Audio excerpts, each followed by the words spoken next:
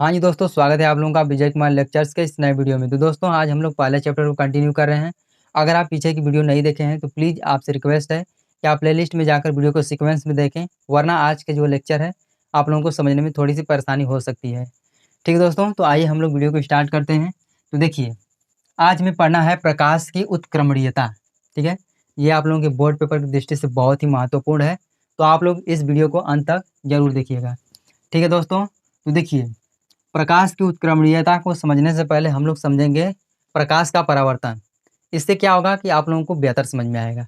ठीक है, तो देखिए, इसमें होता था एक चिकना पृष्ठ। ठीक है, जिसको हम लोग परावर्तक पृष्ठ के भी नाम से जानते थे। ठीक है, इस पर कोई प्रकाश किरण ऐसे आती थी तो इस चिकने पृष्ठ से टकराकर पुनः इसी दिशा में चली जाती थी। ठीक है, इस घटना को हम लोग बोलते थे प्रकाश का परावर्तन। ये जो किरण है इसको हम लोग बोलते हैं आपतित किरण। आपतित किरण। ठीक है, और ये जो किरण है इसको हम लोग बोलते हैं परावर्तित किरण। परावर्तित किरण। ठीक है दोस्तों, इसके बीच में हम लोग एक लंबवत रेखा खींचते हैं जिसको हम लोग बोलते हैं अभिलंब। ठीक है, जिस बिंदु पर यह घटना होती है इसको हम लोग बोलते हैं आपतन बिंदु। ठीक है दोस्तों, ये आप लोगों ने पिछले वाले वीडियो में पढ़ा है। अब देखिए, प्रकाश की उत्क्रमणीयता में होता क्या है कि इस परावर्तन की घटना में हम लोग इस परावर्तित किरण के सामने एक दर्पण को रखते हैं। तो दर्पण क्या करता है कि इस किरण को रिवर्स कर देता है, उलट देता है। यानी कि ये जो परावर्तित किरण है ये ऐसे जाकर इस दर्पण से टकराकर ऐसे चली जाती है। ठीक है, तो ये किरण हो जाती है आपतित किरण और ये किरण हो जाती है परावर्तित किरण। ये लॉजिक है प्रकाश की उत्क्रमणीयता में। ठीक है दोस्तों, प्रकाश के परावर्तन की घटना में क्या होता है कि प्रकाश किरण आती है, इस दर्पण से टकराकर पुनः उसी दिशा में चली जाती है। ठीक है दोस्तों, तो इस किरण को हम लोग आपतित किरण बोलते हैं और इस किरण को हम लोग परावर्तित किरण। ठीक है दोस्तों, लेकिन प्रकाश की उत्क्रमणीयता में हम लोग क्या करते हैं कि इस परावर्तित किरण के सामने एक रख देते हैं दर्पण। ठीक है, दर्पण रख देते हैं तो इस दर्पण से ये प्रकाश किरण टकराकर, परावर्तित किरण टकराकर पुनः उसी दिशा में आ जाती है। ठीक है, तो ये आपतित किरण का कार्य करने लगती है और ये जो है परावर्तित किरण का। ठीक दोस्तों, ये आपतित किरण परावर्तित किरण का कार्य करती है और ये परावर्तित किरण आपतित किरण का। ये लॉजिक है प्रकाश की उत्क्रमणीयता का। ठीक है दोस्तों, ये हो जाएगी आपतित किरण। ठीक है, और ये हो जाएगा परावर्तित किरण। किरण। ठीक है दोस्तों, उम्मीद करता हूँ कि आप लोगों को समझ में आया होगा। अब हम लोग परिभाषा को पढ़ते हैं। देखिए, प्रकाश के परावर्तन की घटना में यदि परावर्तित किरण, ये जो परावर्तित किरण है इसको आपतित किरण मान लिया जाए, इसको हम लोग आपतित किरण मान लेते हैं, तो आपतित किरण परावर्तित किरण की तरह व्यवहार करती है।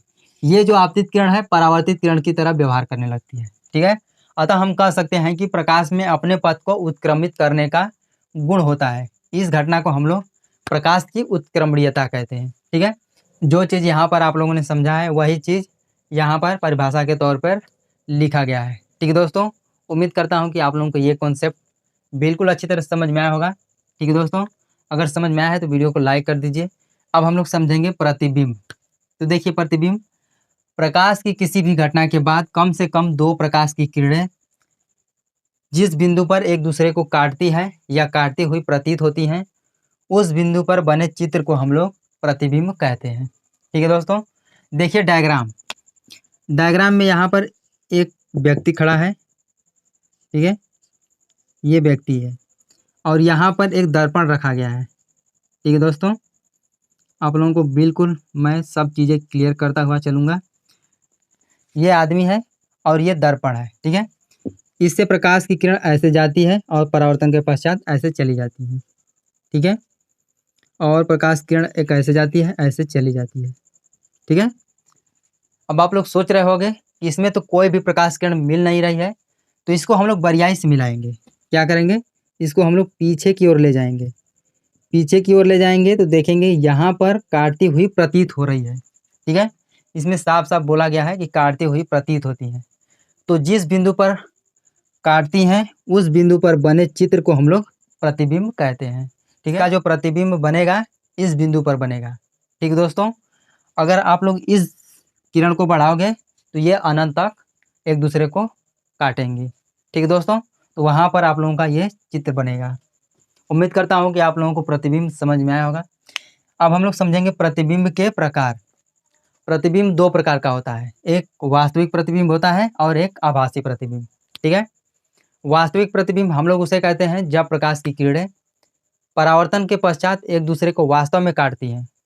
इस प्रकार बने प्रतिबिंब को हम लोग वास्तविक प्रतिबिंब कहते हैं। परिभाषा अगर लिखना होगा तो आप लोग लिख लीजिएगा। अब समझिए आभासी प्रतिबिंब। आभासी प्रतिबिंब हम लोग उसे कहते हैं जब प्रकाश की किरणें परावर्तन के पश्चात एक दूसरे को काटती हुई प्रतीत होती हैं। तो इस प्रकार बने प्रतिबिंब को हम लोग आभासी प्रतिबिंब कहते हैं। ठीक है दोस्तों, अब हम लोग देखेंगे दर्पण के बारे में। ठीक है दोस्तों, देखिए सबसे पहले हम लोग देखते हैं दर्पण की परिभाषा। देखिए दर्पण एक कांच का टुकड़ा होता है, ठीक है, जिसके एक ओर पारे की पालिश कर किसी गहरे रंग का पेंट किया गया होता है। जैसे ये कोई कांच का टुकड़ा है, ठीक है, इसके पीछे पारे का पालिश करके किसी गहरे रंग का पेंट किया गया होता है। ठीक है, इस तरह से पेंट कर दिया गया होता है। ठीक है, और उसके दूसरे पृष्ठ को परावर्तक पृष्ठ बना दिया जाता है। इस प्रकार बने निकाय को हम लोग दर्पण कहते हैं। ठीक है दोस्तों, तो देखिए दर्पण एक कांच का टुकड़ा होता है जिसके एक ओर पारे की पालिश कर किसी गहरे रंग का पेंट किया गया होता है एवं दूसरा तल परावर्तक तल होता है। इस प्रकार बने निकाय को हम लोग दर्पण कहते हैं। ठीक है, तो देखिए अब हम लोग पढ़ेंगे दर्पण के प्रकार। दर्पण दो प्रकार के होते हैं, एक समतल दर्पण और एक होता है गोलीय दर्पण। आज के इस वीडियो में हम लोग केवल और केवल समतल दर्पण के बारे में बात करेंगे। ठीक है दोस्तों, तो देखिए समतल दर्पण किसे कहते हैं, जिसका परावर्तक पृष्ठ समतल होता है उसे हम लोग समतल दर्पण कहते हैं। ठीक है दोस्तों, अब देखिए समतल दर्पण के गुण, आप लोग इन गुणों को जरूर याद कर लीजिएगा क्योंकि आप लोगों के बोर्ड पेपर में 1 नंबर में जरूर पूछ लिया जाता है।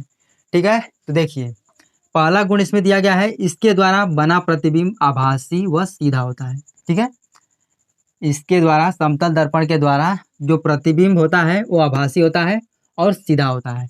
ठीक है दोस्तों, दूसरा गुण ये है कि इसके द्वारा बने प्रतिबिंब का आकार वस्तु के बराबर होता है। जितना बड़ा वस्तु रहेगा उतना ही बड़ा प्रतिबिंब बनेगा। ठीक है दोस्तों, अब देखिए तीसरा गुण इसमें है, इसमें वस्तु जितनी दूरी पर होती है दर्पण में प्रतिबिंब उतनी ही दूरी पर बनती है। ठीक है, जैसे ये कोई दर्पण है और यहाँ पर कोई आदमी है। ठीक है,